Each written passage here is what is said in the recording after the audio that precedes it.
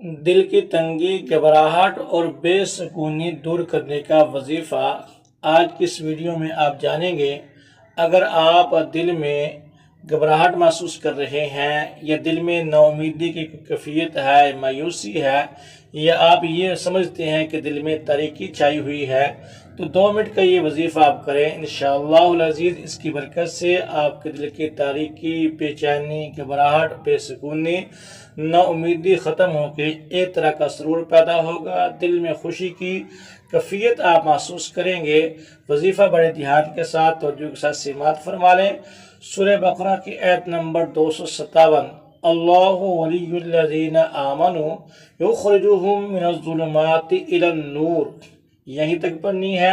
یہ آیت الکرسی سے آگے کی آیات ہیں، وہاں قرآن پاک میں دیکھ لیجئے 100 مرتبہ یہ آیات کریمہ آپ نے پڑھنی ہے، اور اس کے بعد آپ نے 10 مرتبہ سورہ الم نشرہ پڑھ لینا ہے، دم کر لینا ہے اور پانی پہ دم کر کے پی لینا ہے۔ انشاءاللہ اس کی برکت سے دل کی آپ کی کیفیت ختم ہو جائے گی اور خوشی محسوس